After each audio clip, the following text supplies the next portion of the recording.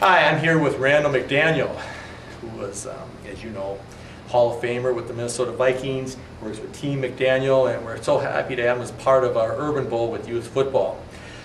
First and foremost, you have Team McDaniel. I know we have the game that's going on today, and you're a big believer in life skills and education with sports.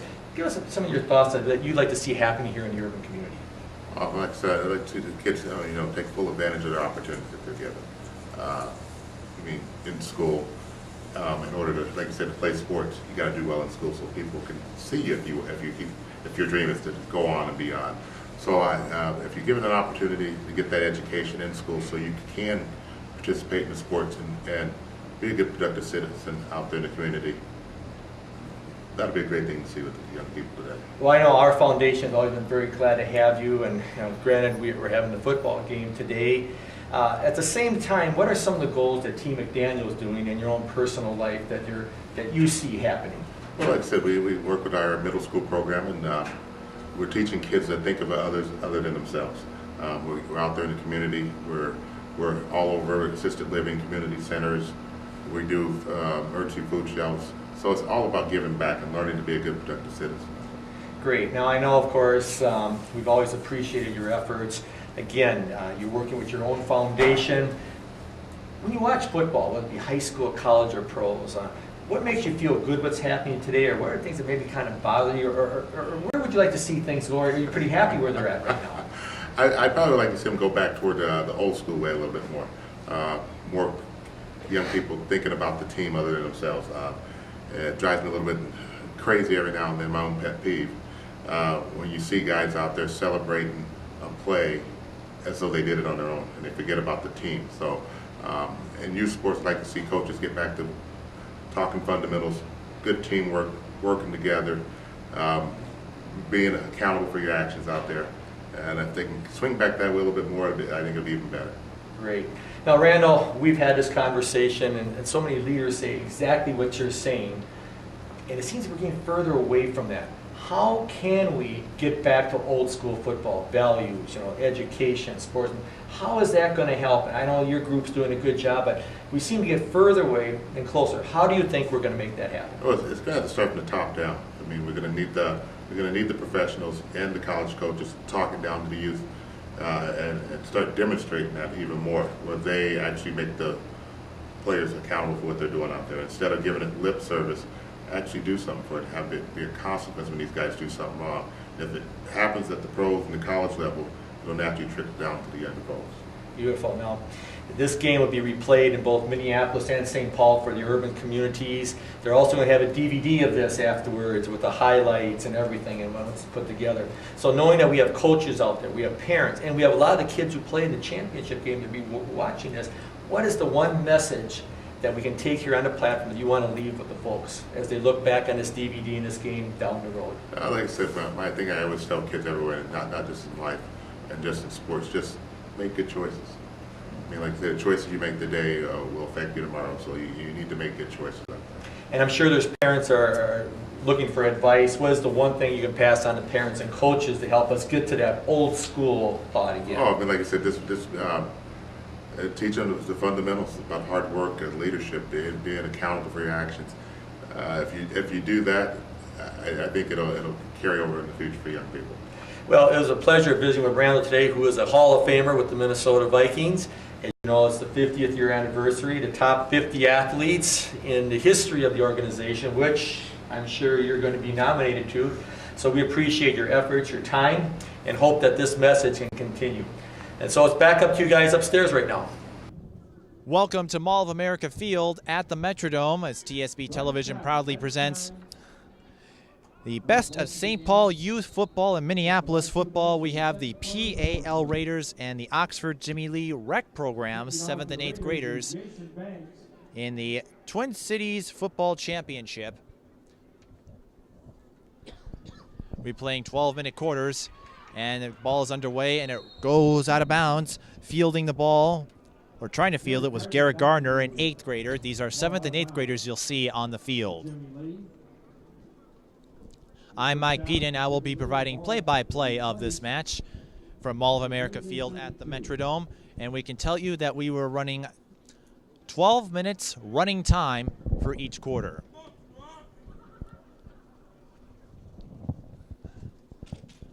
Ball touching receiver, then going out of bounds.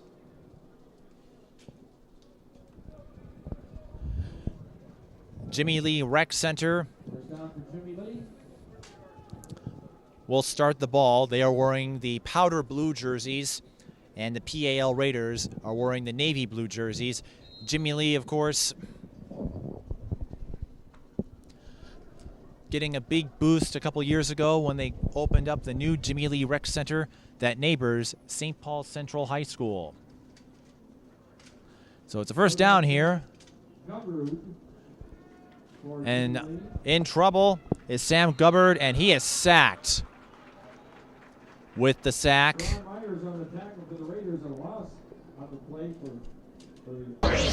Taryn Myers, number 7. Again, these are all 7th and 8th graders. 2nd and 21. And so they use a running clock.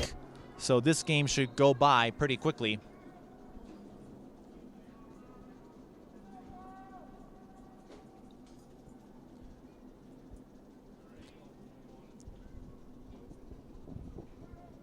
Second and 21 for the P.A.L. Raiders. And they get a handoff this time and some space. With the run is William Hall, and he's brought down at the 37-yard line. Ball carried by William Hall.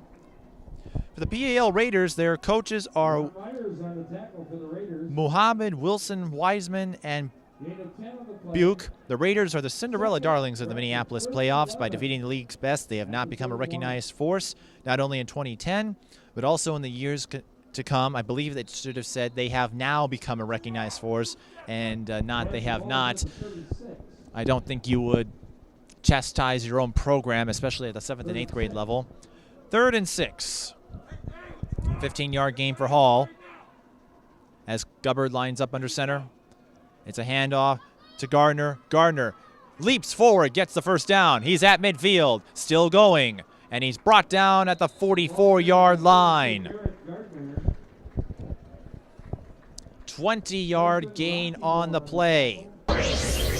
For Oxford Jimmy Lee, their coaches are Jerry McGee, Anthony Lindsay, Dave Gubrud, and Kylan Payne. Oxford Jimmy Lee Recreation Center has provided thousands of boys and girls in the St. Paul community an opportunity to play organized football for over 40 years. It has been recognized as one of Minnesota's elite football programs. More on them in a second as they get a fresh set of downs in P.A.L. territory. Loss of 1 on the play with the handoff to Bryson White, a 7th grader. Oxford Jimmy Lee has had one of their teams compete in the St. Paul City Championship game every year in the program's existence. Many of its alumni have gone on to play college and professional ball. Those notable alumni include Terrell Suggs, Joe Maurer, Stacy Robinson, Steve and Dave Winfield. Of course, both Dave Winfield and Joe Maurer know this place very well. Dave Winfield recorded his 3,000th hit here with the Minnesota Twins in the 1993 season, and Joe Maurer, of course, played the first several years of his career at the Metrodome before the Twins moved downtown, down the block to Target Field. Pass is complete to Bryson White, and he's taken down at the 38-yard line. A 7-yard gain on the play, so 3rd and 4 coming up.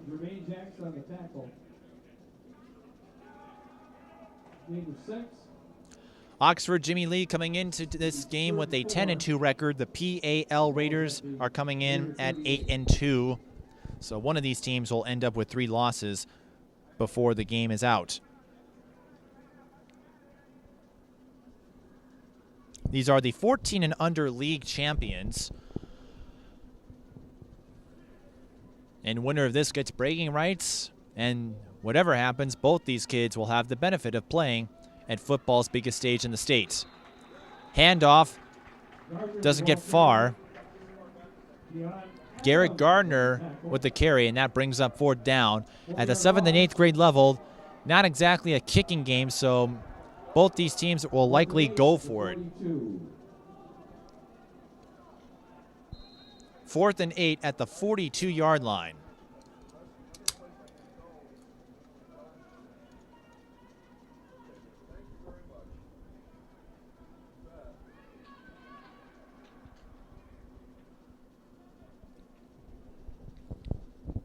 6.5 minutes remaining. Split backs for Jimmy Lee. It's a pitch. And they're not going to get the first down. William Hall is stopped at the 42-yard line. And so that will give us the first offensive possession of the game for the P.A.L. Raiders. The ball will go over on downs to the Raiders. It'll be first down at their 41.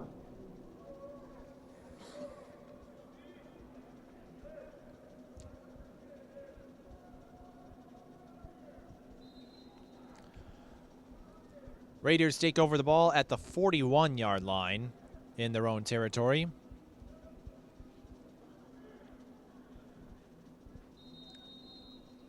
And a flag on the field. Delay of game is the call. That's not how you wanted to start. Again, the clock continues to roll at this level. We run 4 12-minute quarters, but the clock does not stop, so we will get this game over with rather quickly. 5-yard penalty, first and 15. Taryn Myers under center. And it's a pitch to Jalen Pierce. Pierce stopped behind the line of scrimmage by virtue of the penalty, a gain of perhaps 1, if that. John Cordell on the tackle. And they get the ball up to the 37-yard line. 2nd and 14 coming up for the Raiders. 37.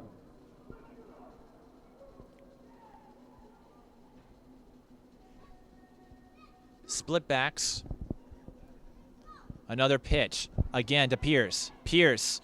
This time he finds some space and he moves the ball to the 46-yard line.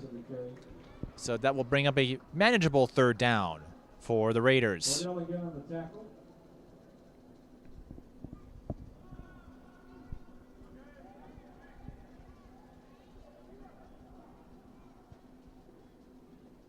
Nine-yard gain on the play. 3rd and 5. Ball's at the 46 of the Raiders. 3rd down and 5 for P.A.L.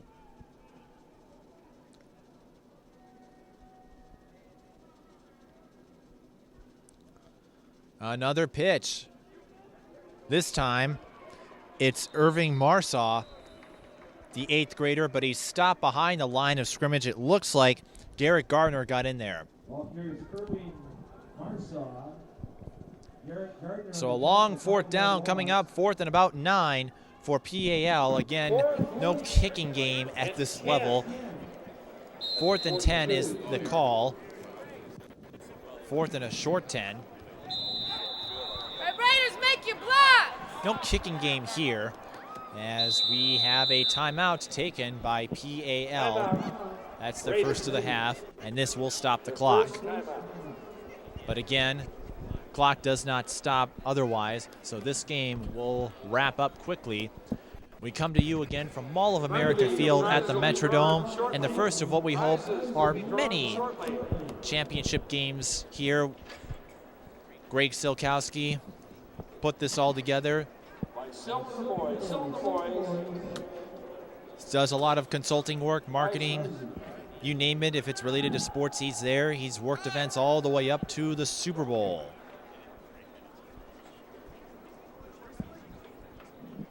And with the Metrodome now being open most of the year, with the Minnesota Twins and the Golden Gophers moving to new homes in the last couple seasons, it opens the door for events like this to come in and provides a great showcase for the younger players as they snap the ball here at 4th and 9. Our first pass of the game, and it is deflected. Turnover on downs. With the coverage is Anthony Cribbs Martin. Darian Lennar was the intended receiver, and so Jimmy Lee will take over in enemy territory.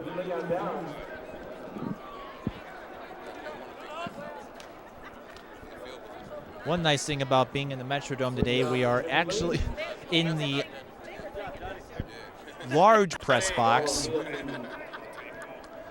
The Fox crew is here setting up for an NFL game with the Minnesota Vikings tomorrow, so we couldn't get one of those press boxes. But the nice thing about a game like this is that there's no one here covering it for a newspaper or the internet, so that gives us the entire press box to work with and enjoying some free drinks. 2 minutes, 9 seconds left in the first quarter as Oxford Jimmy Lee gets their second possession of the game, and it's an end around. And we have some space. He is gone. One man to beat, and he's taken down at the 8-yard line. William Hall. Great end around, had a lot of space on the left side. And it doesn't matter what grade you are, you see a lot of space, you go for it. So first and goal coming up for Oxford Jimmy Lee. Again, names like Joe Mauer and Stacy Robinson. Robinson spent a lot of time in the NFL. Currently involved in the NFL Players Association. Steve Winfield does a lot of work here. A lot of folks said if he had decided to go into athletics, he could have eclipsed his brother Dave. And his brother Dave wasn't too shabby himself. The oldest player in Major League Baseball history to get an extra base hit in the World Series when he did so for the Toronto Blue Jays in 1992. It's another handoff here to Garrett Gardner. Gardner gets the ball to about the 7-yard line, gain of 1 or 2. Second and goal. Joe Mauer, of course, having some monstrous years here at the Metrodome as a baseball player. Got to come back to the Metrodome, or I should say spent some time here before then when he got Cretin-Durham Hall a high school state championship in 1999 for football. Of course, Cretin-Durham Hall, a powerhouse in almost every sport, and Joe Mauer, a 3-sport athlete, as was Dave Winfield. Touchdown, Jimmy Lee. William Hall with a 7-yard touchdown run, and actually, that was Jashawn Cornell with the run. And so that puts Jimmy Lee on the board with 24 seconds left in the first. Again, we use running time, so this game will go by quickly compared to the previous contest, Minneapolis South and St. Paul Johnson in the Juniors and Under Twin Cities Championship that was won by Johnson 28-8, and a great showcase of both teams and also an early look at what we could see for 2011. 2-point conversion is no good.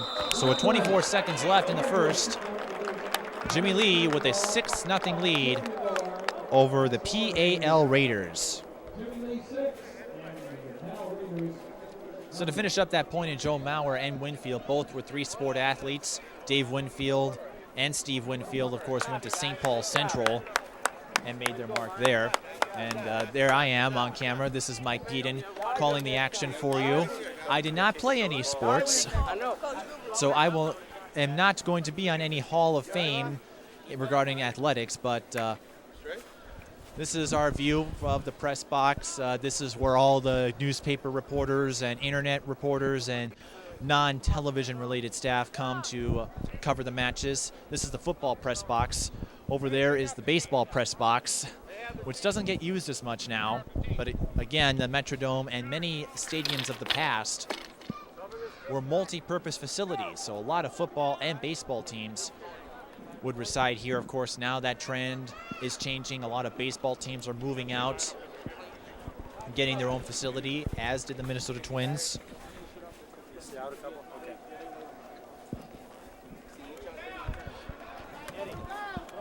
So Jimmy Lee will kick off with 24 seconds. This should be the last play of the first with the running clock. Stay in your lane. Hey. Hey. Cut other side, Therese. Over there.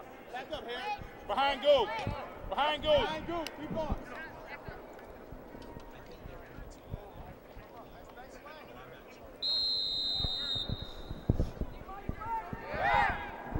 Now we're getting ready for the kickoff. Dexter Beckman will do it. It's a split kick. And it's picked up by number 31. We'll try to get a name for you. And he's taken down at the 26-yard line. Hey. And so that will bring the first quarter to a close, with Jimmy Lee taking a 6-0 lead, but we still have a long way to go.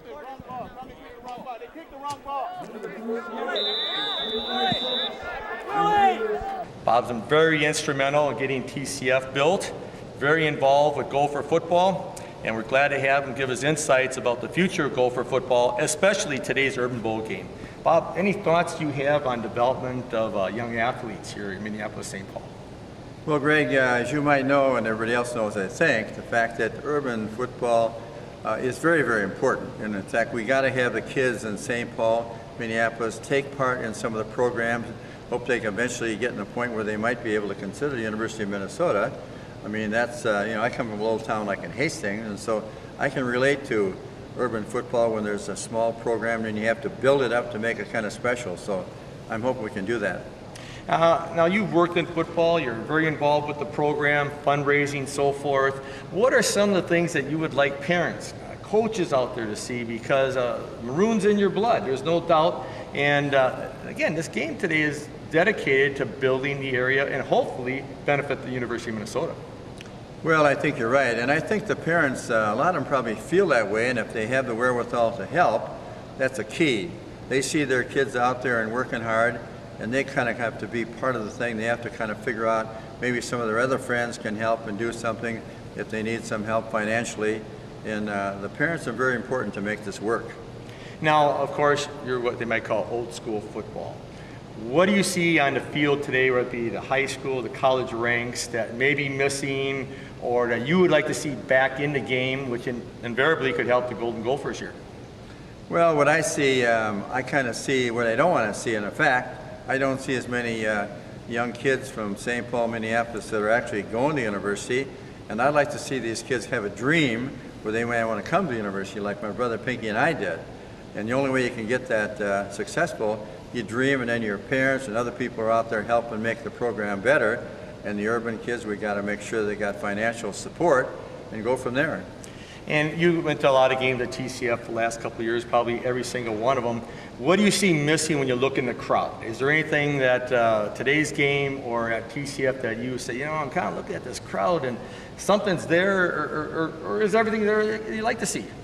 Well, I like to see what's there right now. I really feel that the people, when the stadium opened, everybody was there. They were enthusiastic. I remember being on the field with Bud Grant and Coach Wormath. I mean, every one of us had goosebumps how fantastic it was.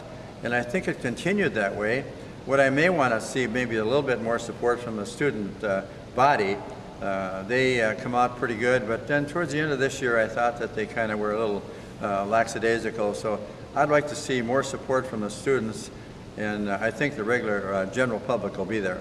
Well, hopefully this game will be a part of that at TCF next year, and hopefully a lot of these students in today's game will be not only students, season ticket holders, and maybe even players. Thanks a lot, Bob, and we'll take it back upstairs to you guys.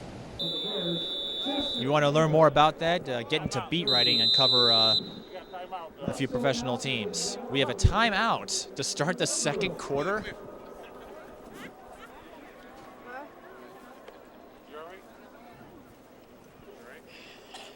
We have a timeout. It's being called by P.A.L. to start the second quarter. It's some interesting clock management here.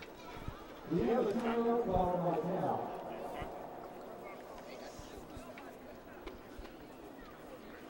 Do that on fourth down. Third.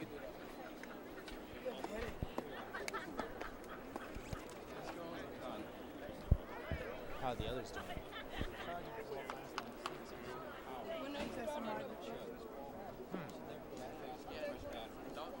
I have one more if you need it. I'll run this guy down. Wait till they use that one. I don't know. Oh, so the ball we used on offense. Just use the one. Yeah, he grabbed that ball there. All right. Hey, ready? We can still do it.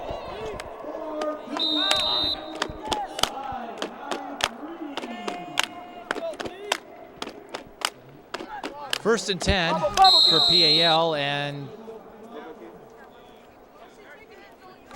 now the clock gets rolling. Go! Go! Not sure what happened there. It's second down. I think a botched snap. I couldn't see it. 2nd and 11 coming up. A loss of 11 yards. 2nd and 11. Ball's at the 28.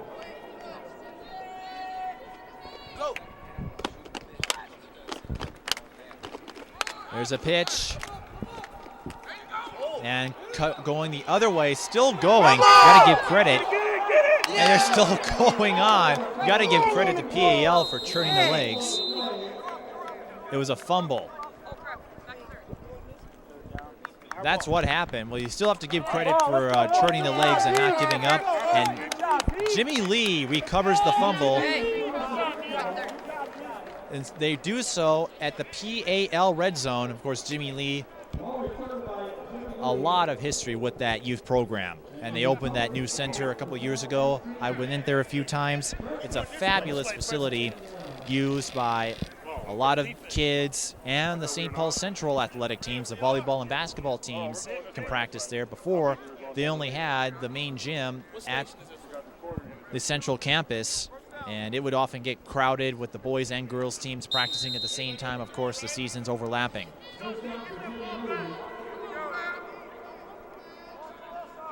First down and 10 for Jimmy Lee. We'll see Sam Gubrud once again under center. Handoff. Doesn't get much. To the 15-yard line, 4-yard gain on the play. That's the way to stay downhill. Good job. Harry. Williams on the tackle. 5-yard gain, 2nd and 5.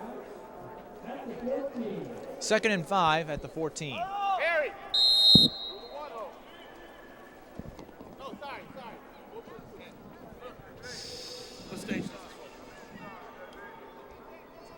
Here you see the Fox crew down there. They're testing out their cameras for their NFL game that will take place the day after this.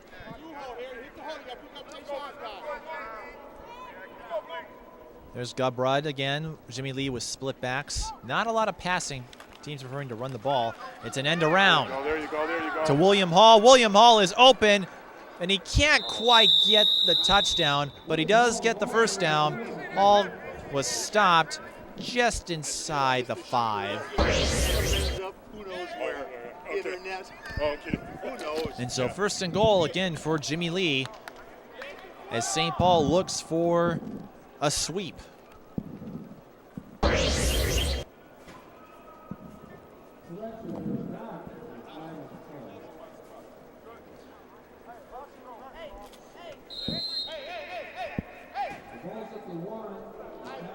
First and goal at the 1. We'll see what happens for Minneapolis, P.A.L.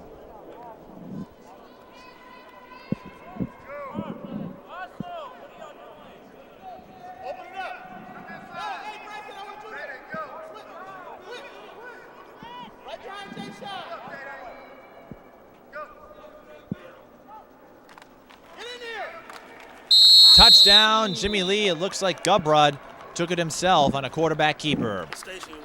So Jimmy Lee making their mark early, and with the running clock, that doesn't give you a lot of time to stage a comeback, making those possessions even more important.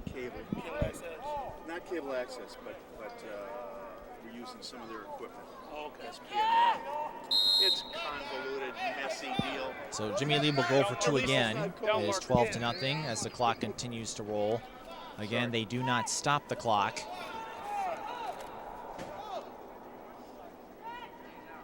Split backs.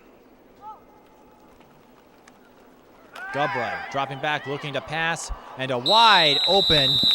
Gregory Green is there to scoop the 2-point conversion. So with 7 minutes and 20 seconds remaining, Jimmy Lee has a 14-0 lead. With the running clock, 2-possession lead can be a huge mountain to climb.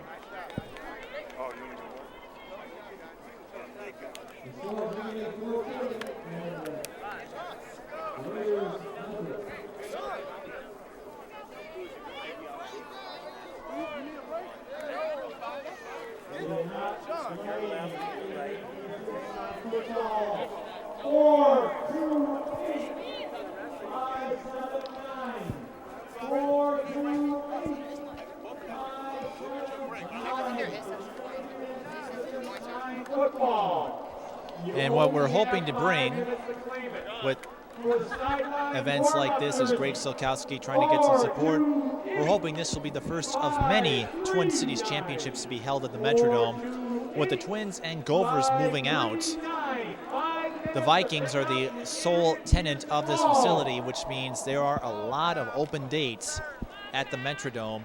And while this might be a 30-year-old facility, it's still a very viable facility, especially for events like this. And so I'd like to see not just Twin Cities and under, or juniors and under championships or rec league championships here. I'd like to see the Twin Cities championship come here and give some of the younger players a chance to share the stage like this, such as Peston Rockymore, who is returning the ball, and he does so at about the 43-yard line.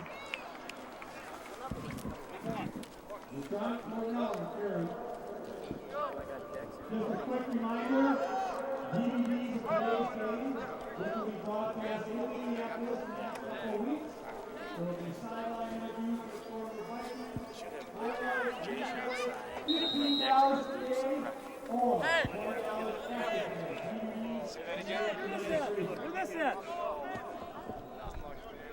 Let's go, defense! 5:15 to go. P.A.L. turned the ball over in their first offensive series after the fumble. And now they hand it off. Doesn't go far to the 46-yard line. With the carry, it appeared to be Irving Marshaw. And it is. Picks up maybe 2 yards on the play. So 2nd and 8 coming up for P.A.L.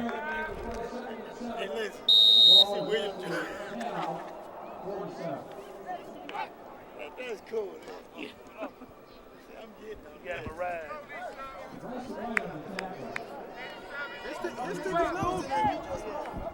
Coming your way, Goose. Ready. Here they come, Goo, here they come! Lining up on the strong side. And a timeout. That's the last timeout of the half for Minneapolis P.A.L. Raiders with 4:21 to go. They don't carry over, so you may as well use them now, although Jimmy Lee has yet to use any of theirs. But interesting clock management with P.A.L. calling a timeout to begin the second quarter and then fumbling the ball, losing it to Jimmy Lee, who then proceeded to score in the red zone. When do you do the sideline interviews? I did it earlier. So 4:21 remaining. Coaches.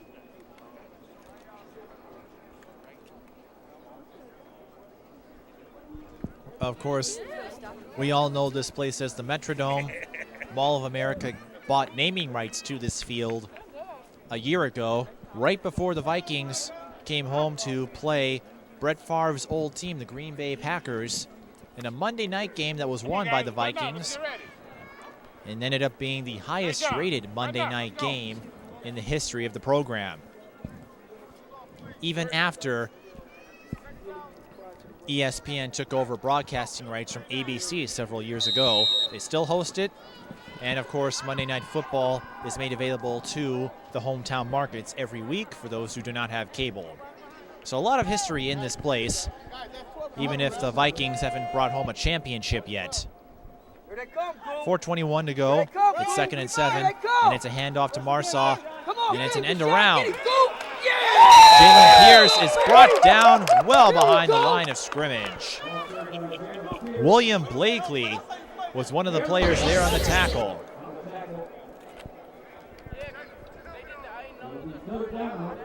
Garrett Gardner is credited for the tackle. It will be 3rd down and about 13 yards. They spotted at the 37-yard line, so it will be 3rd and 17. A long way to go. They have to get the ball past the Jimmy Lee One more time. 46-yard line to convert. Here they come, Goo, here they come. But of course, this is 4-down territory when you get to this level. And it's a handoff. Another one to Marshaw. Marshaw gets to the 45-yard line, so that makes for a more manageable 4th down. Again, we imagine P.A.L will go for it here.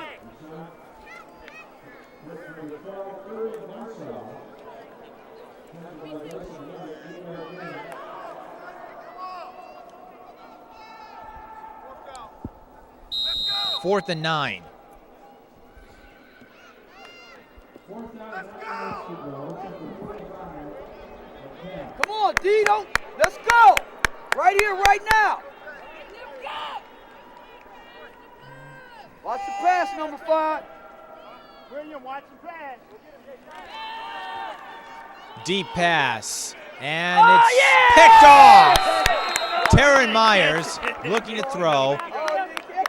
It's ruled incomplete. I thought it was picked off. Anthony Cribbs Martin, I thought he scooped that in. It's hard to tell from this angle, but the ball hit the ground before he could put his hands on it. And of course, you can't use the ground to help you. In any case, it's a turnover on downs.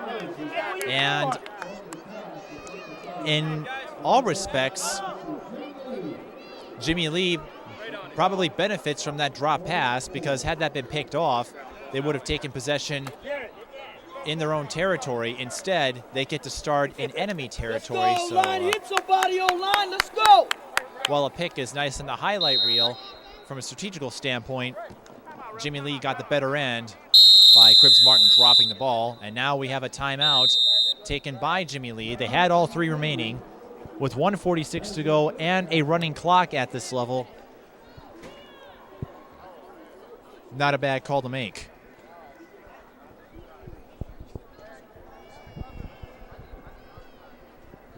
Score is 14-0 in favor of Jimmy Lee.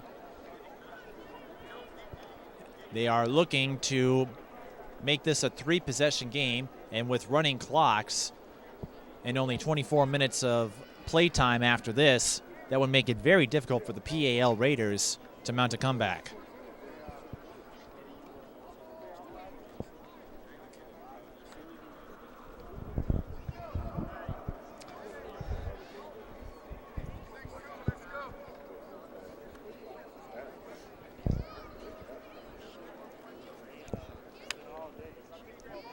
Well, coming up at halftime, we will roll some interviews that we got in our previous game, the Twin Cities and Under Juniors and Under Championship game between Minneapolis South and St. Paul Johnson. We will roll those interviews for you again at halftime of this game for you.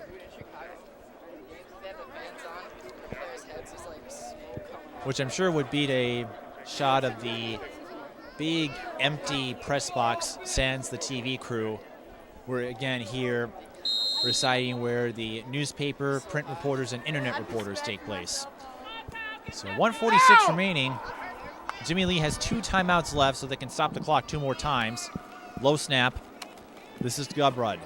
And it's a handoff to William Hall, and he's still going, and he's taken down at the 32-yard line.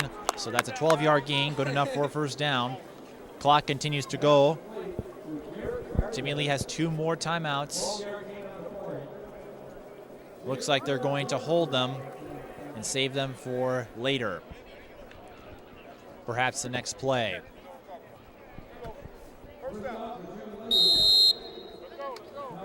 Kicking game, not a factor here with the 7th and 8th graders.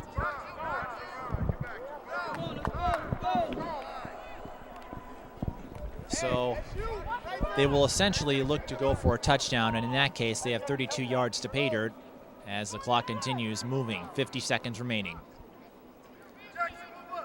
Gubrud motions one of his backs, and it's another handoff. This time it's to Hall again. Hall turns the corner. That is not Hall. That is Bryson White, a 7th grader, who gets them inside the 10, and now Jimmy Lee will take one of their timeouts. They have 1 more remaining. The ball is spotted at the 11-yard line. A 21-yard gain on that last play from Bryson White, a 7th grader. Again, these are 7th and 8th grade players, junior high athletes competing in this championship. The 14 and under youth championship.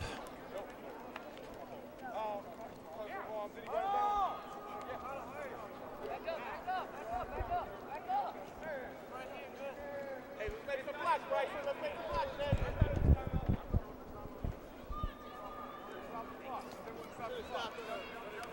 Did he go out of bounds, right? Yeah. So should he stop, right? Yep. Yes, yes, yes. Bryson, you go. Bryson and Jay shot for it. Jimmy Lee showing the dominance that they have mastered for 40 years. Hand off to Gardner, looking to turn the corner. Now moves forward, but he can't get inside the end zone. Jimmy Lee does have one more timeout left, and they will take it with 20 seconds remaining. For all intents and purposes, this will likely be the last play of the half.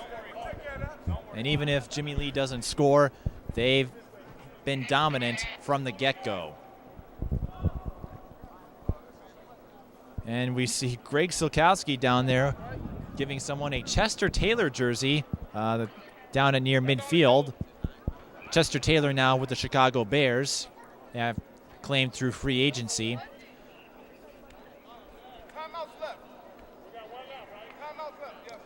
But still a keepsake nonetheless. Chester Taylor, a great third down back for the Vikings, running the ball behind Adrian Peterson, trying to find that success in Chicago. Of course, with the Vikings, the sole tenant of this place, the stadium was built for them. Crews spent the summer and the last few months touching up the place to give it more of a Vikings feel. A lot more purple went into this facility when it used to be a lot of blue in previous years, with two teams sharing this place. Last play of the half, most likely. Gubrud in trouble, throws, touchdown, Jimmy Lee. 4-yard touchdown pass to Trayton Brooks, an 8th grader, and that will be the last play of the half, most likely. They do stop the clock, so they may have a kickoff here. We're not sure. But Jimmy Lee, it's clear why they have dominated for so long. They do a great job at teaching the fundamentals early, and that's exactly how Jimmy Lee is ripping apart the P.A.L. Raiders in this first half. And with the running clock, the Raiders will have a large mountain to climb if they want to come back. 2-point conversion coming up here, and running in is Garrett Gardner, had an open lane on the left side, just walked right in. And so we will have a kickoff before this half ends. But Jimmy Lee up 22-0 over the Minneapolis P.A.L. Raiders. We will have a 5-minute halftime, just a short 5-minute halftime.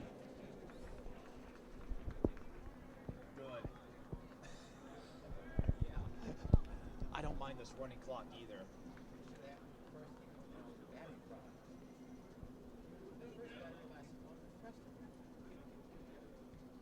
I don't know what to tell you. So to recap the scoring for you, it's been all Jimmy Lee from the get-go.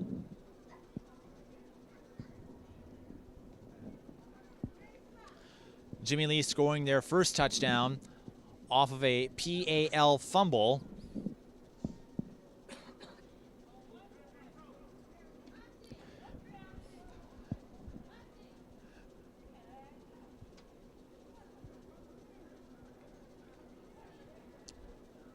Scored their last touchdown, of course, with a run from, or a pass to Trayton Brooks.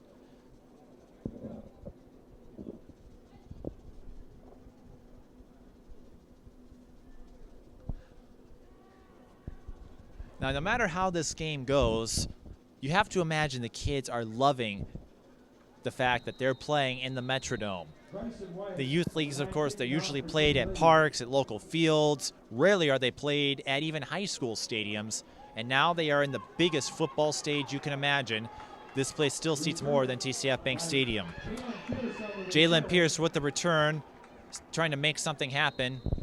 And he's taken down at the 42-yard line. And that will bring the first half to a close. Jimmy Lee up 22-0. We will take you to some of the interviews we conducted previously. In fact, Greg Solkowski has some more interviews that we'll take you to right now. And so take it away, Greg. Hi, I'm here with the Jimmy Lee coaching staff, and they've had a heck of a tradition over the last 40 years. Coach, tell me about the game. Well, it looks like it's going in our favor a little bit. So we hope to keep it going this way. Now, were the kids pretty excited about getting the bid to go for the Twin Cities Championship? How did they feel about it when they got the bid? Well, very excited, and they all wanted to play. Great. Coach, tell us a bit more about Jimmy Lee. I mean, they have a long tradition. You know, a lot of great athletes that come out there. What makes Jimmy Lee so special? I think it's the dedication that the coaches and the community have. The coaches, as I've mentioned before, we've had coaches that have been coaching for over 20 years. They've been down there a long time. A lot of pride down there. We take care of a lot of, academic. We take pride in academics down there as well. So there are definitely a lot of good, hardworking kids that come out of the program. How do you feel high school football doesn't take advantage of the great programs you have? What happens from when they're at the Jimmy Lee level to that next level in high school? Well, funny you should mention that, because actually they do take advantage of what happens with the Jimmy Lee kids is they tend to go to a lot of the different high schools. So a lot of the guys you see at these different high schools, especially in the St. Paul area, are a lot of Jimmy Lee guys. You look at, from St. Paul Central to Cretin to Johnson, who played earlier, a lot of these kids come right from the Jimmy Lee program. So they don't necessarily go to the same school, but they definitely are out there in the different schools. Well, they're definitely the pride of St. Paul's football. As he said, many of their players are all over the city, and we congratulate you so far on a great game. Have fun, guys. Hi, I'm here with Minneapolis P.A.L. and their head coach. Coach, tell me about the game so far. At halftime, a little down right now. Yeah, well, we see that we're a come-from-behind team, throughout the whole season. In the last game, it was 22-7 at half, and we came back. Jimmy Lee's look good, and like I tell my corners, it's a corner issue because they're running around the corner, So, we just gonna make adjustments and get ready for the second half. Well, I've heard in the past, in fact, the Minneapolis championship game, you came from 2 touchdowns down, and you kind of came from behind in a lot of games that people expect you. So is that kind of what the identity of this team is? Oh, yes, sir. We're definitely known from coming from behind. In the last 2 games during the playoffs, we beat Powderhorn, last-second touchdown, and to beat Corcoran, which was a very good team, by the way. Corcoran, we beat them by 6 points. And that's because we shut them out in the second half. They had 22 points in the first half, and they got none in the second half. So hopefully we'll be able to tighten up our defense and make a game of it. Great. What do you think about the Jimmy Lee program? Now, this is a team you haven't seen all year. Have they done anything different that you haven't seen in other teams? Did they catch a surprise? Or how hard is it playing a team that you haven't seen before? Well, It is a little harder because we don't play St. Paul, so we don't, like you said, we haven't really seen Jimmy Lee, what they're capable of doing or being able to scout like the quarterback. The quarterback, he's a quarterback. They got running backs that run hard. We haven't seen this all year with the runners. The runners is running hard. They run hard. So yeah, it's different for P.A.L. because all the Minneapolis teams, you get to go to the game and scout them. And, to be able to see Jimmy Lee, which is an awesome program. Every year we hear about Jimmy Lee in the playoffs. So we know they came to play. So, we're trying to get up for the challenge. Well, a lot of people are talking about the hard hitting that your defense had. Is that kind of one of your MOs? There's some real hard hits by your defensive players today. Yeah, it been too far and too few in between, the hitting. But, like we said, we're going to make some adjustments and get ready for the second half. We're going to have to play ball, Well, good luck to you, and enjoy the ride. Thank you. Okay. Thanks very much, Mike. Welcome back to Mall of America Field at the Metrodome. I'm Mike Peden, bringing you play-by-play coverage of the 14 and under league championships, part of the Twin Cities Showdown taking place today, the second of 2 games. In the Minneapolis-St. Paul Showdown, our 14 and under showdown features the P.A.L. Raiders from Minneapolis and the Jimmy Lee Rec Center from St. Paul. Jimmy Lee with a 22-0 lead over the P.A.L. Raiders. We want to thank Greg Jonckowski for bringing us all the interviews at halftime, and we hope to bring you some more before the game comes to a close. In fact, we have another one right now, so we will take you to that. Greg, what do you have?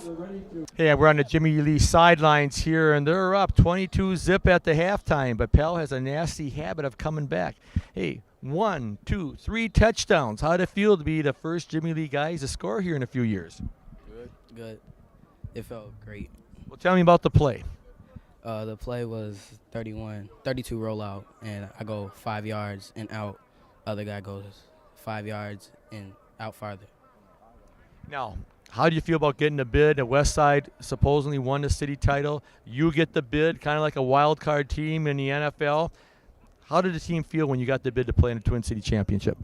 I knew what to do, just come play hard and just come win the trophy.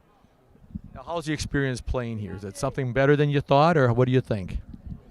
Man, it's amazing out here. It's just because this is my second time, but, you know, I was in 4th grade last time I played here, and to score is just like. Well, gentlemen, maybe we'll see you after the game. Best wishes to everybody. Thank you, Greg, for providing us an interview with the Jimmy Lee Rec Center program. Jimmy Lee in the powder blue, of course, Minneapolis P.A.L. in the dark blue. And Jimmy Lee, as we mentioned in the first half, a storied history with alumni including Terrell Suggs, Joe Mauer, Stacy Robinson, Steve and Dave Winfield. Minneapolis and St. Paul, $15 today. Dave Winfield and Joe Mauer, of course, 3 sport athletes in St. Paul. Dave Winfield, the only athlete to be drafted in 3 major sports.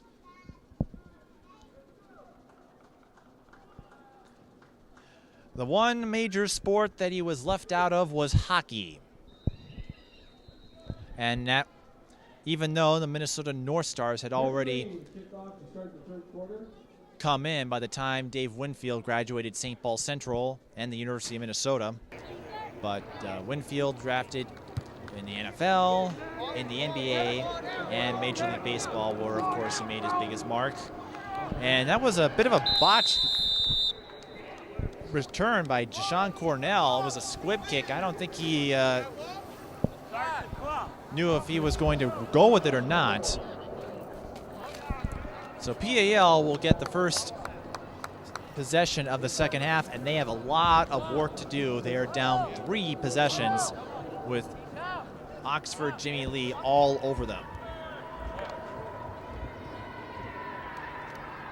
There you hear the Minneapolis fans, and while we don't have 66,000 people here as there will be tomorrow for the Vikings-Cardinals game, the Metrodome still carries noise with the enclosed facility.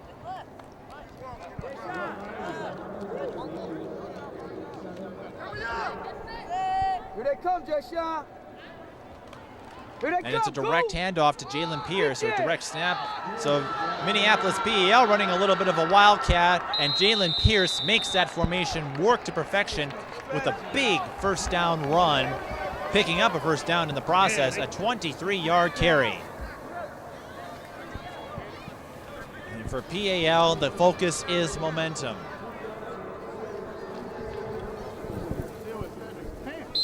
Let's go, D. And no matter the size, if you're loud in the Metrodome, the sound will carry. First and 10 for P.A.L. as they enter Jimmy Lee territory, something they haven't done all game until now. Taron Myers under center with split backs. Come on, and it's a handoff. Here you go. Bring it down. Way to hang on, baby. Way to hang on, Harry. Irving Marsaw with the carry, but he ends up going backwards, a 4-yard loss. And the P.A.L. fans, some of the younger fans, really getting into it, drawing the attention of the crowd. Like we said, the sound carries here. That's how you play that. It's also easy to hear when this is happening right next to the press box. Let's go, D. Let's go, Sean. Be ready over here, Sean. 9:40 to go, second and 14 for P.A.L. Be ready, 24. Nobody behind you, Anthony. Here they come, Deshaun. Again, these are 7th and 8th graders competing. Come up, come up. There you go. Myers keeps himself, gets back to the 45-yard line. A 6-yard gain on the play that will bring it 3rd and 8. I see you. I see you. Good job. I see you. Let's go, y'all. Let's stop them right here.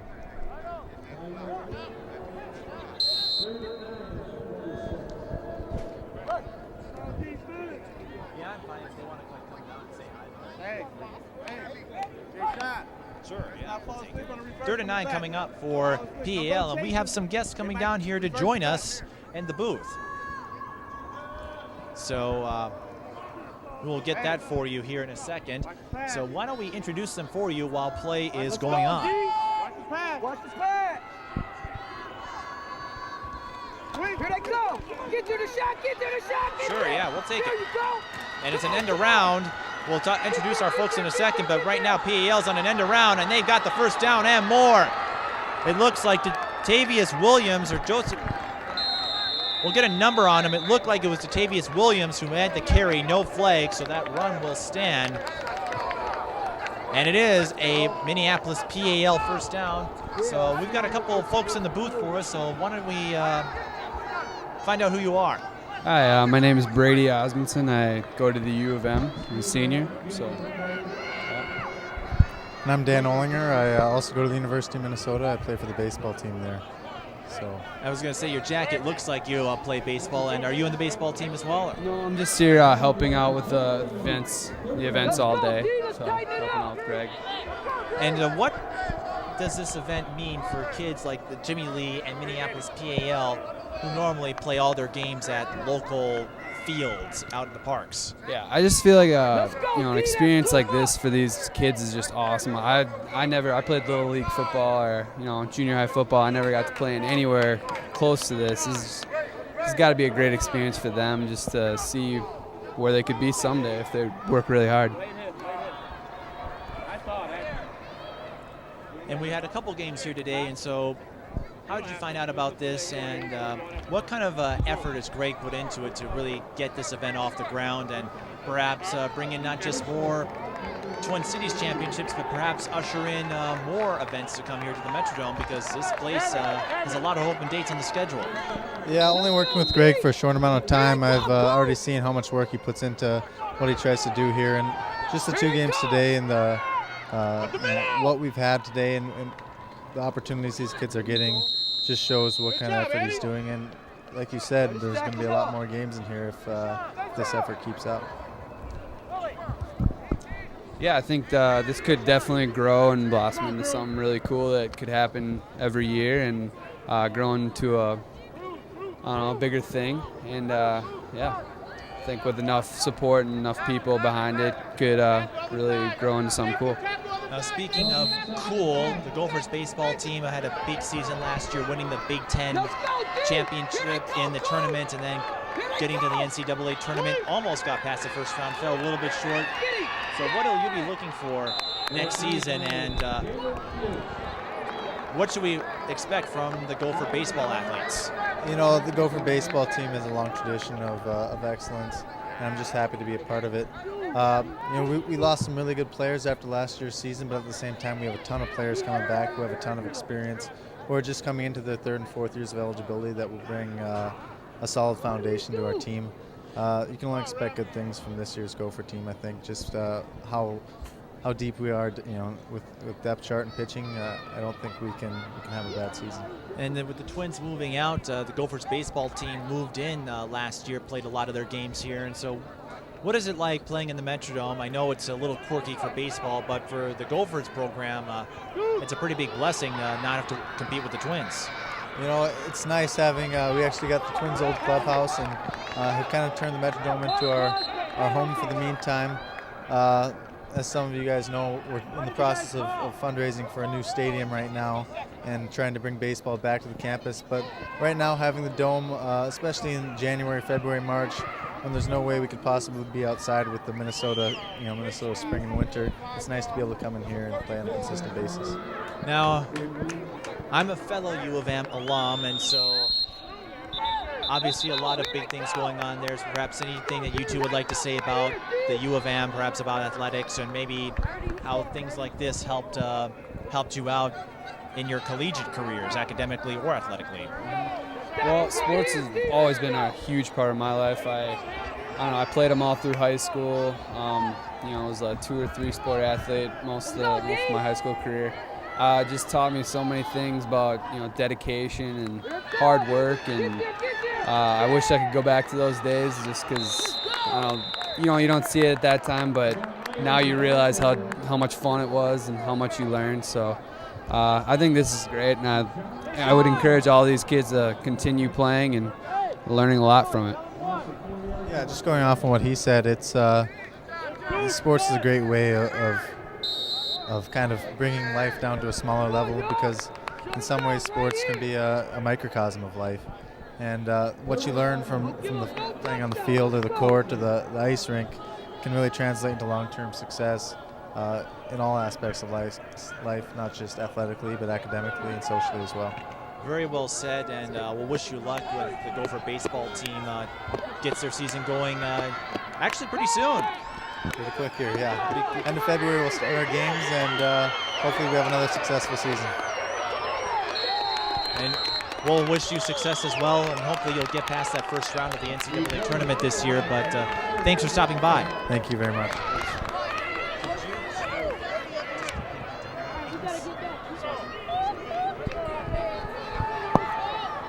.245 remaining in the third quarter. 3rd and 9 coming up for Minneapolis P.A.L, who, as you saw, are continuing to drive and entered the red zone for the first time today against the Jimmy Lee Rec program. Right now, the officials are having a discussion, and again, we use a rolling clock. 12-minute quarters, so this game will end pretty quick.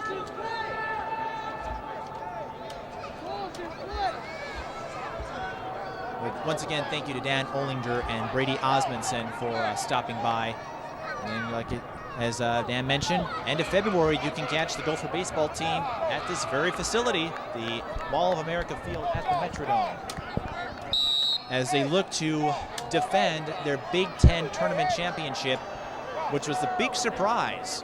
Gopher baseball team snuck in there, won the title, and for a sport that not known for baseball, the Gopher baseball team took their first step. Of course, Eric Decker was a pretty solid baseball player himself. He got drafted by the St. Louis Rams this year in the NFL, was a standout wide receiver for the Gophers football program. And of course, they have their new facility, TCF Bank Stadium, marvelous facility, working on getting a new coach. As we ate up about 1.5 minutes of time trying to determine where to spot the ball. There was a fumble. It was ruled on P.A.L's side, and that's what took some time. And now P.A.L gets on the board with the touchdown. A 5-yard touchdown run by Keon Adams. And so Minneapolis P.A.L gets on the board.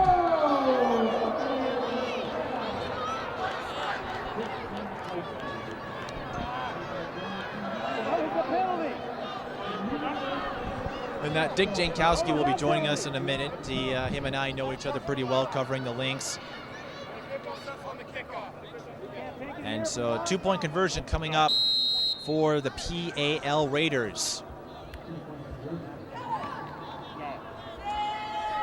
P.A.L down by 16, still facing a 2-possession lead.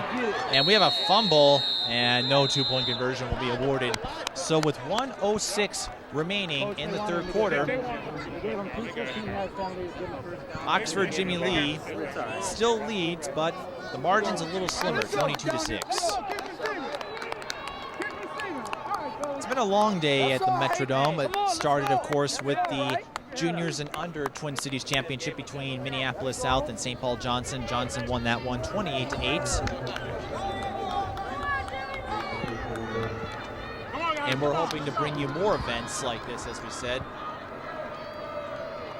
In fact, I wouldn't complain if we could get 66,000 people coming in here.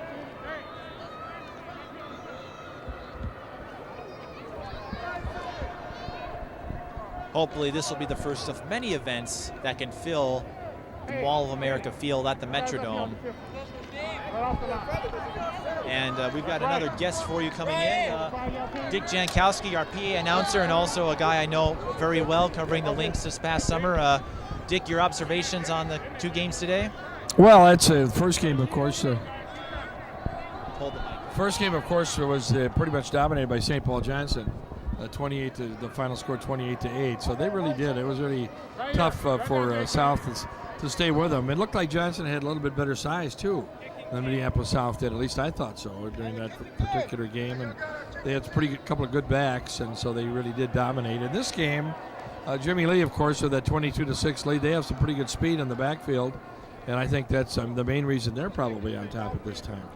And what does this event mean for the St. Paul, Minneapolis communities? Because at the state level, not a lot of city conference teams get to the state tournament, which is held at the Metrodome, let alone the youth leagues that mostly play at the parks, the fields, local fields. What does it mean to come and play at the home of the Vikings? Well, I think that's the biggest thing, really, is the fact that these kids who probably, maybe a lot of them never even been to a Viking game here at the Metrodome, and a chance just to come onto the field. I know they don't use the locker rooms, but just a chance to be in the same bench area as the Vikings or the opposing team across the way.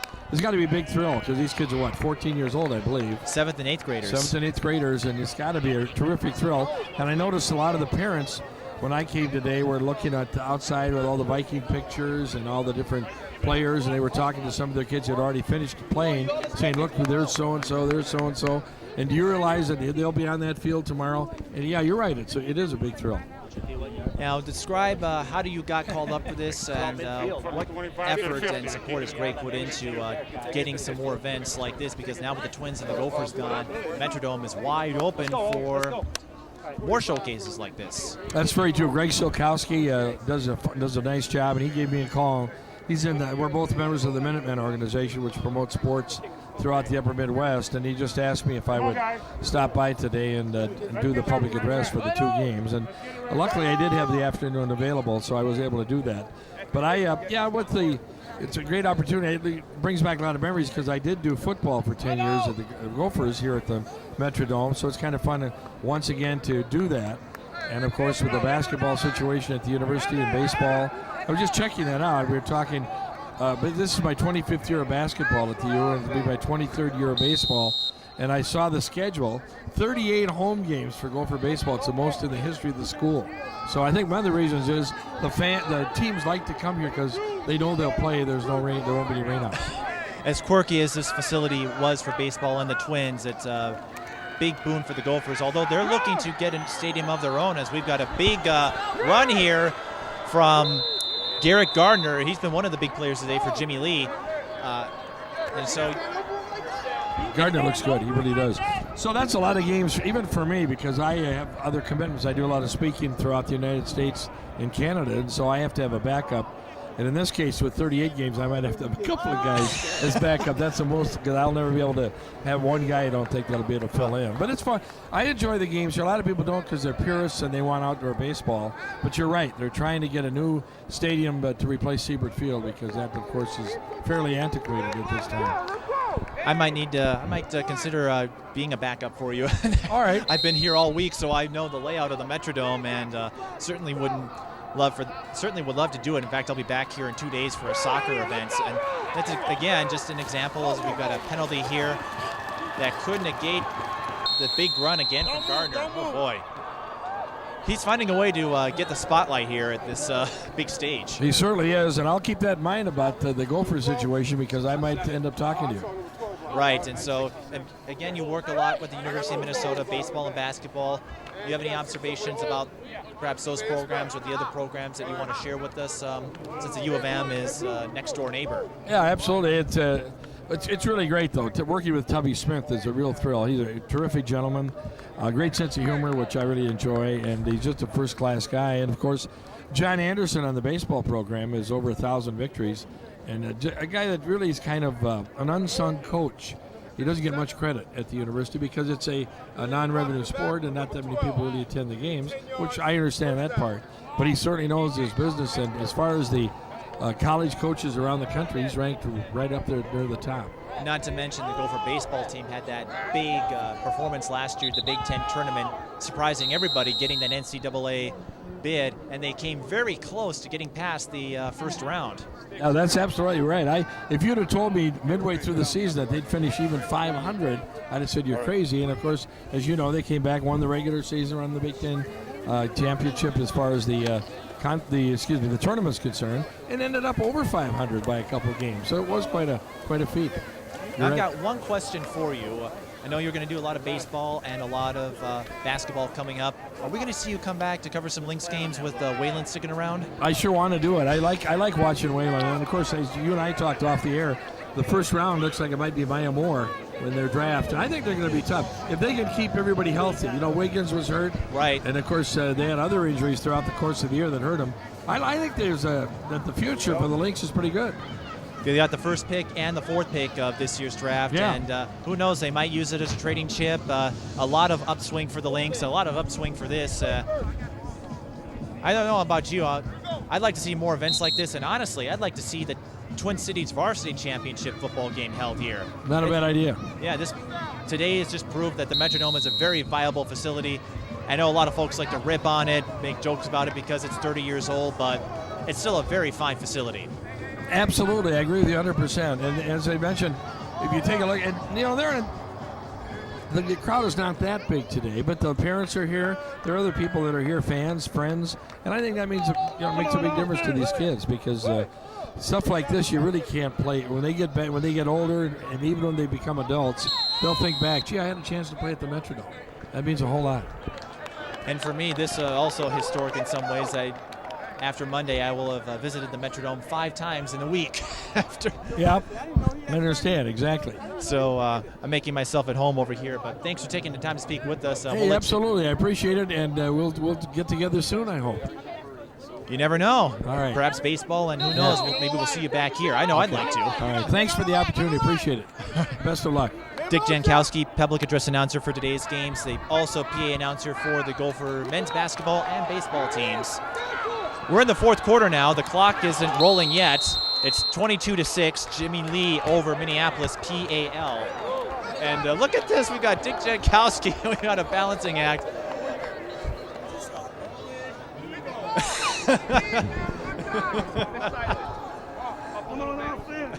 And he even catches it.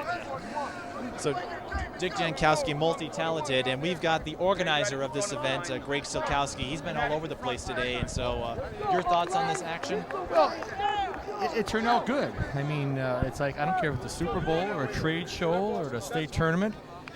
Everybody thinks big, but you start, and I'm pretty happy with how it turned out. I'm very happy. From the telecast with you guys to even the officiating we're pretty happy about. I've got one question. You've got the Dallas Stars gear going on. It's they're further down south. Well, this is true. You know, my roots with Dallas started when I was at Oklahoma State, my very first job in the collegiate ranks. That was Jimmy Johnson's first head coaching job, which of course he's moved on. And a lot of us had a great opportunity. I was only 24 at the time, and they were on probation, and we followed them to Miami and now Dallas. So I do a little. Still have good contact, leaving early in the morning for Green Bay tomorrow for the Cowboys contest. And I don't know if I'm going to be able to help very much with the disarray the Vikings and the Cowboys are in right now. But as an analyst, we like to give our perspective. Yes, both teams, they were Super Bowl contenders to start the season, and both are trying to find themselves here. But NFL, a lot of parity this year. Well, I think it's parity. I never thought the day would come when I'd start polling for the dominant teams. I'd like to have dominant teams back. I really do. I never thought that day would come. I think earlier you heard Stu Boyd talked about how money is taking the game. You look at the Vikings, they're a little disarray right now. So what we're trying to do at the local level, this is where it all starts. The attitudes, the love of the game, fundamentals, all these things start right here.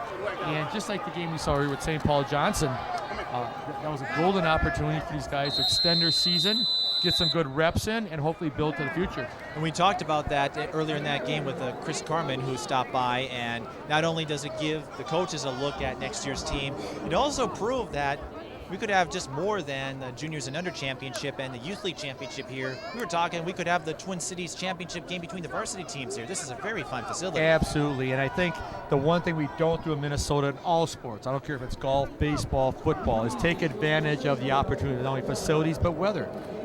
We've had golden opportunities with the weather we've had to play football. And a lot of teams have been run 2, 3, 4 weeks. Now, as you notice even today, the South quarterback, he had a couple of chances to make plays. Didn't make them, got a little edgy, and that's why as a sports analyst and performance, we talk about simulating, getting reps in competition. If that young man had more reps in games like this, I'll guarantee you he'll make that play. So not only is this just an opportunity to develop the kids, but also get them to the next level. And he showed some of that edge and performance that we could see later on when he broke free from a sack and then threw a touchdown pass. That was the play of the game. Absolutely. They had the nerves a little early. And the more you play in big games, you learn to deal with the nerves. The more you play in tough competition, the better you're going to get. And that's why these guys here today, P.A.L was a little nervous about Jimmy Lee, about the reputation and the size, and it kind of played like it. Now they're starting to settle down a little bit. But you can't ever replace experience. And that's what these games are about. Getting them in situations to have fun, but get them the experience. So our Golden Gophers have a better opportunity to win a Big Ten title eventually. Now, you talked about experience and getting them ready for bigger things. What does it mean for these 7th and 8th graders and before these juniors and under to play at the Metrodome? Because obviously the high school state tournament plays the semifinals and finals here. You have the Vikings, but unless you make it to that big stage, you don't get a lot of chances. Well, now you do. Well, in just talking to a couple of Jimmy League players at halftime, one of the young men, he said, I scored a touchdown when I was in the 4th grade, but this was, I really realize how neat it is to be here now. So he's talking about what a great chance it was not only to be here today, but the score here, even though it's a 4th grader, many years ago, he had already played here. All right. And so what do you look to, I know you'll want to try to get this event off the ground, grow this. Where do you see this event going, and do you see other high schools, perhaps the high school league, looking at this and saying, hey, we could host a showcase event here?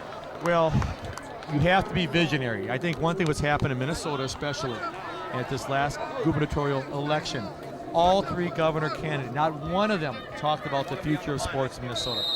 Yet when we were the number 3 market in the country in the early 90s, they called him Governor Goofy, but Governor Perpich had a vision. We created the facilities. We had the Super Bowl here, which he brought here in '92.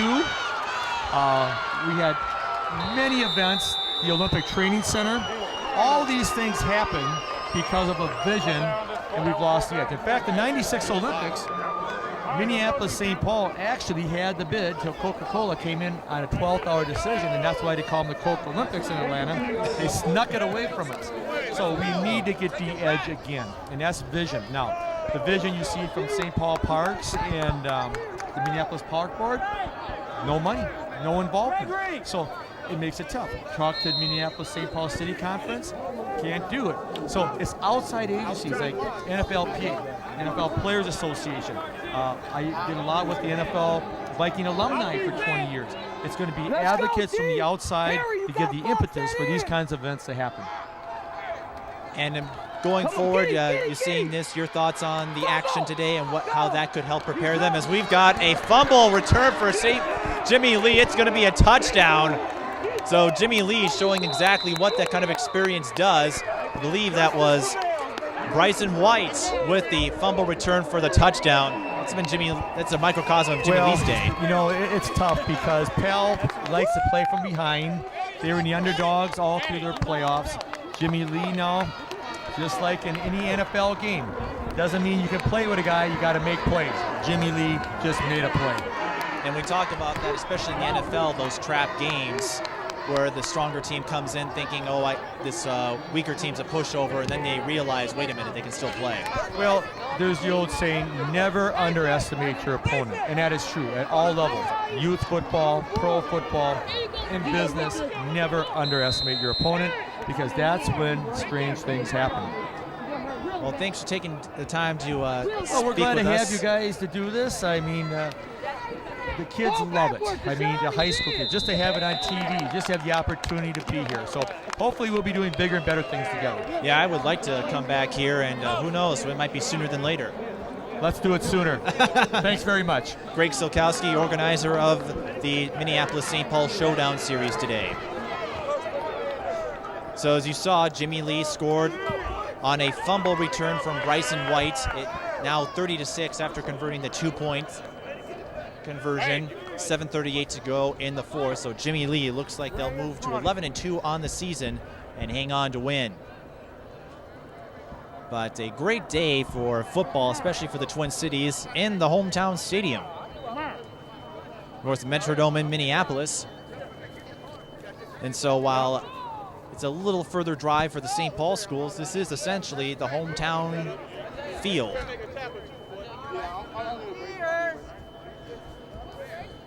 So 7:38 to go.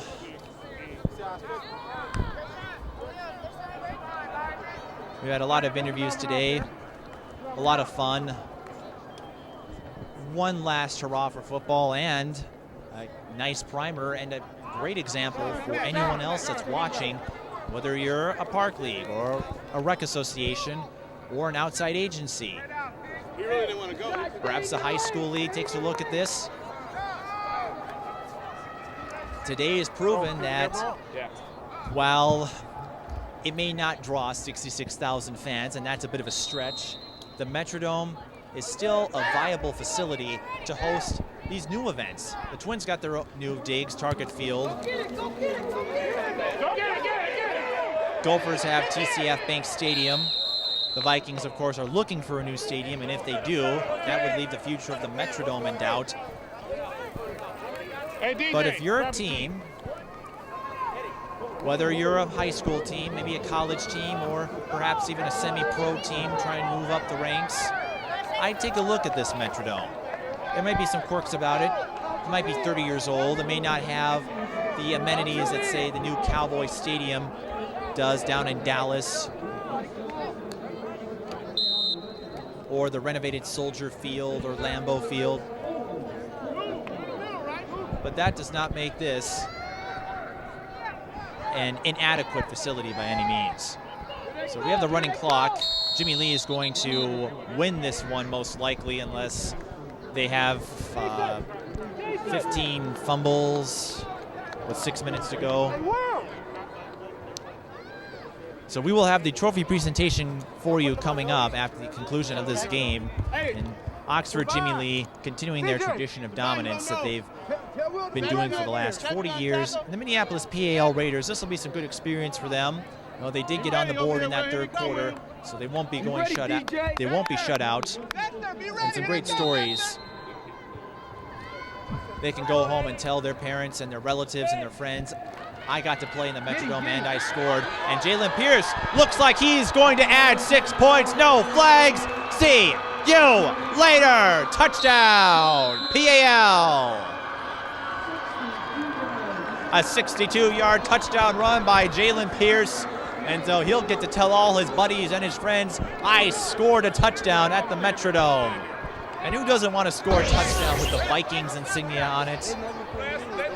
So 5:12 remaining, and P.A.L. Raiders, they may not win this game, but they're certainly not giving up.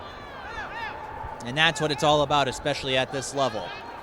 7th and 8th grade, junior high, just learning the skills to play the game, learning to run your routes, make your tackles, follow your blocks, and fine-tune those skills in high school. So 2-point conversion coming up here for the Raiders. This game featuring plenty of offense, and so did our last game. Taryn Myers with the carry, and he throws, and it's complete. 2-point conversion successful. And with the catch appears to be Brandon Jackson. Jabrail Powell at number 4. Numbers are tricky to tell from this vantage point. So he gets the 2-point conversion. 30-14 is the score as the clock continues to run with 4 minutes and 35 seconds left.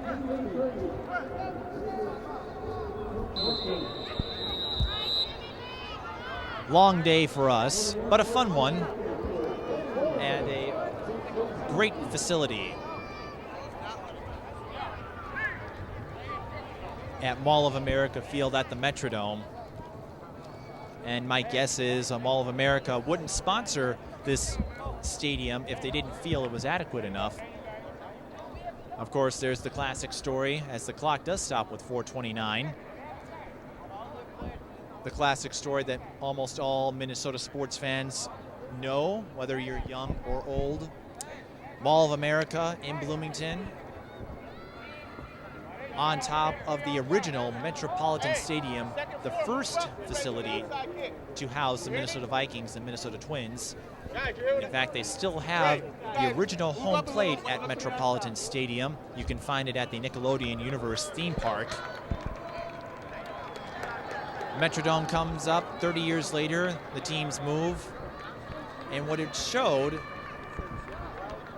and it's a model that St. Paul followed of building the XL Energy Center, building a centralized location, making it easy for people across the Twin Cities to come and play football. Where's the tee? Where's the tee?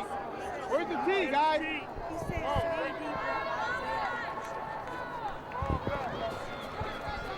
Of course, now the Twins have their new home. The Vikings still play here. Daylight savings time tonight. If you're watching the broadcast, of course, it will already have gone past. But with Mall of America sponsoring this facility, it comes full circle. The location that replaced the Metropolitan Stadium now sponsoring the Metrodome, where the Minnesota Vikings continue to reside. So P.A.L is going to get the kickoff here with 4.5 minutes remaining. Jason Banks with the kick. Botched handoff from William Hall, and he still can't get his hand on it. Now he does, but not much room for a return. So he gets to the 30-yard line.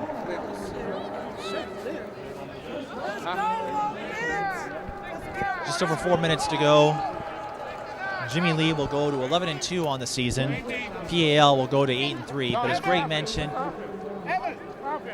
the biggest lesson they can learn from this is getting more reps, getting that experience, and stimulating what it will be like at the higher levels. Of course, the high school state tournament hosts the semifinals and the finals here. We all know the Vikings play here. State soccer tournament held here. Gopher baseball held here.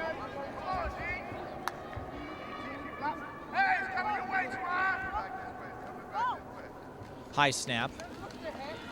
And Gubrud keeps it himself and gets to the 28-yard line.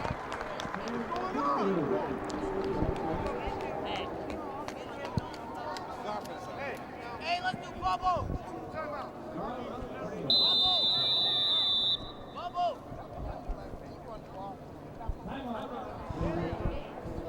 And P.A.L takes a timeout, stopping the clock with 3 minutes and 10 seconds left.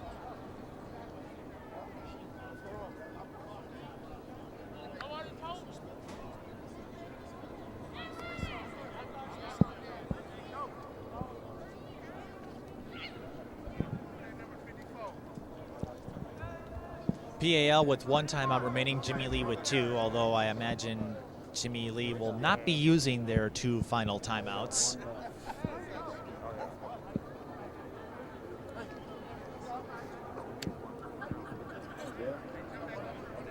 Maybe the next time I come in here, I'll figure out how to turn the lights on. Not that we needed a ton of light to see.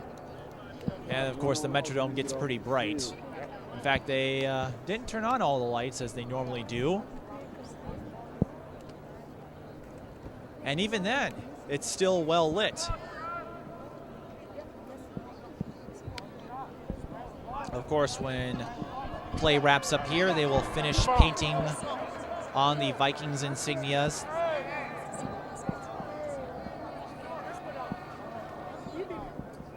and get the logo back at the center of the field. You can't see it now.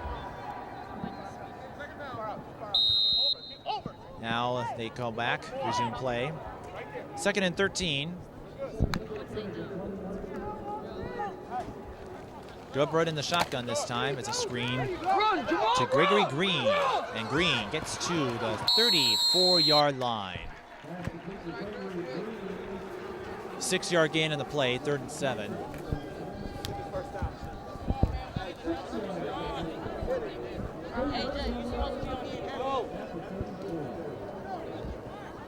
And hopefully next year we can get a little more support. Maybe I can find a permanent color person for the 2 games, so we won't have to. So I won't have to call this on my own, but I don't. It's fine. I enjoy it. 30-second timeout. It's a situation that happens here and there. 30-second timeout. P.A.L. takes their final timeout of the game. It stops the clock again at 2:41.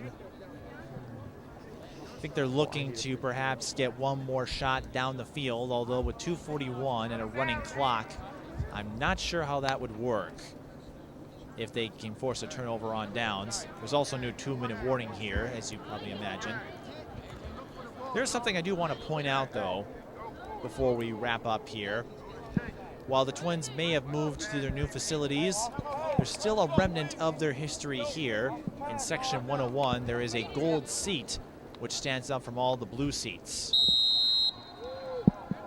And that gold seat is about 5 rows up. And that is where Kirby Puckett's home run landed in Game 6 of the 1991 World Series. Handoff to Gardner. Gardner can't turn the corner. Gets to the 35-yard line. Gain of 1. And so they've left that seat gold to honor Puckett's achievement here. Of course, I'm not sure what'll happen if the Vikings leave and the stadium closes, but the Twins making their one last mark here. Of course, they won their 2 World Series championships here at the Metrodome. Hey, everybody listen. 399.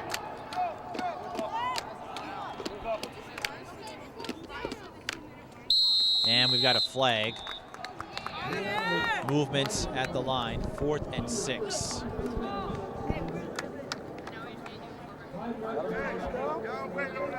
Offsides call against the Raiders. That will make it 4th and 1. Again, we have the trophy presentation at the conclusion of this game.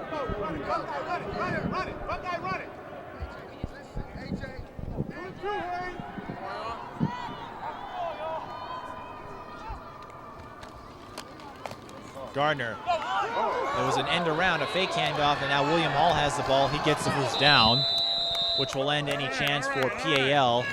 to move the ball up. And now they're stopping the clock to move the chains, so there'll be a little more action before we wrap up here today.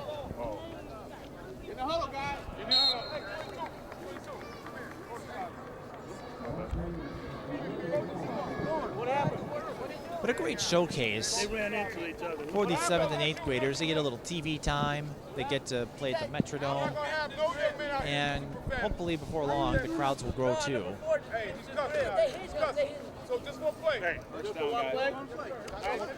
And it looks like Hall got injured on the play. They had to take an injury timeout.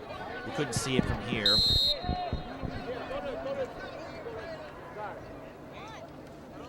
But now they resume, and in his place is number 50. We do not have him on the roster.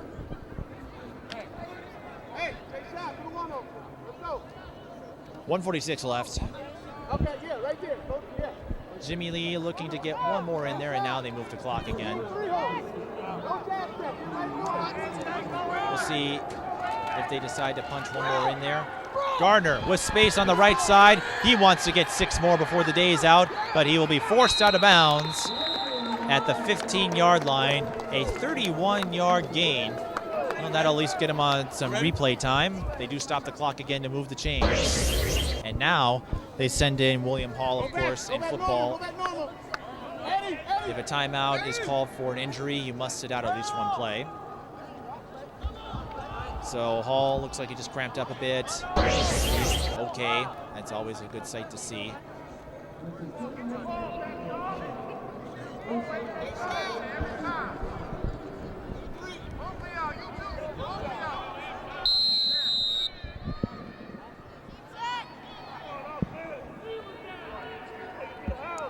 Clock starts again as Gubra hands off to Hall, and Hall breaks through his tackle and will be on the highlight reel one more time with the touchdown.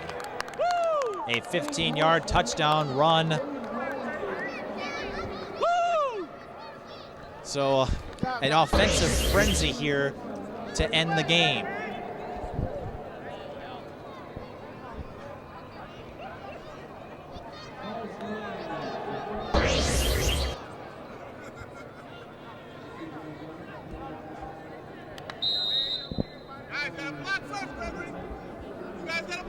And my guess is, in this roster that we've seen today from Oxford Jimmy Lee, we might see the next big name to come out of here. When we mentioned earlier, Terrell Suggs, Joe Mauer, Stacy Robinson, the Winfield brothers, all grew up through the Oxford Jimmy Lee program. Buckeye. Put it up.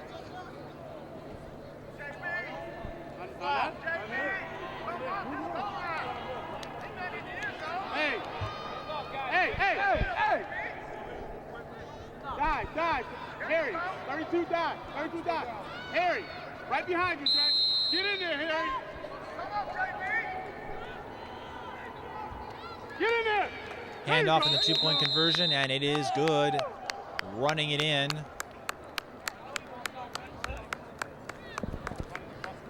Was number 34, Harry McLean.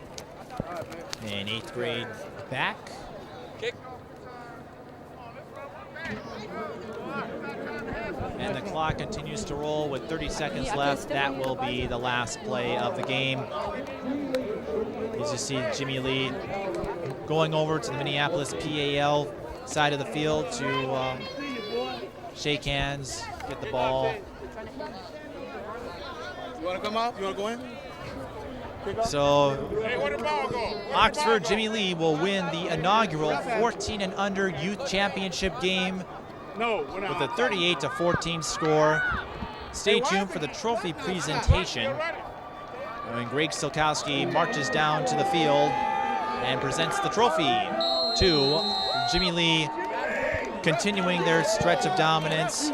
Always a big name in St. Paul, and now they make their mark here at the Metrodome. Dick Jonckowski finding the humor in this, mentioning that Jimmy Lee will order Jimmy John's.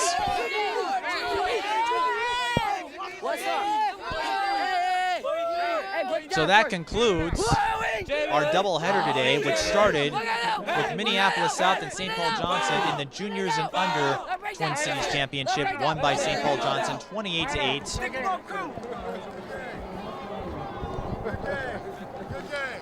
And concludes with the Jimmy Lee Rec Center winning 38-14 over Minneapolis P.A.L. Raiders. So we will have the trophy presentation for you. We'll be back. This is a lot of fun. I was glad to come down here one more time to the Metrodome.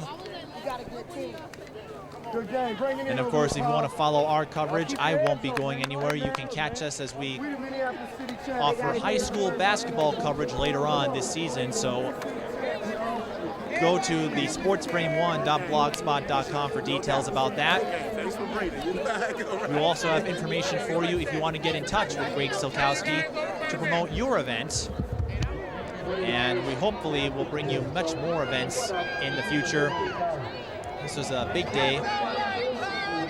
So we'll get to the trophy presentation for you, but this concludes from the press box. I'm Mike Geeden, and until next time, so long, everybody.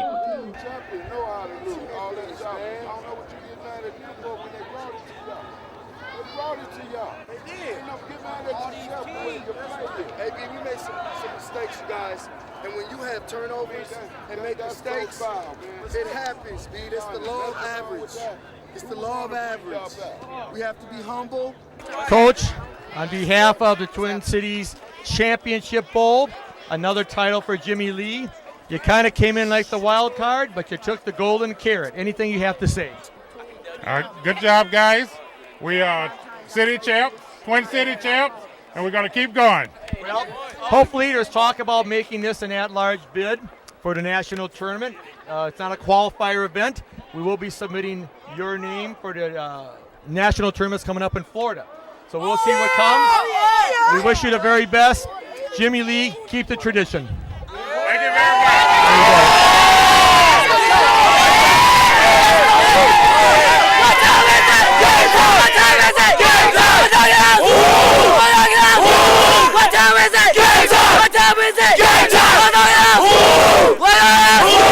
One, two, three, Jimmy Lee! Jimmy Lee! Look at you!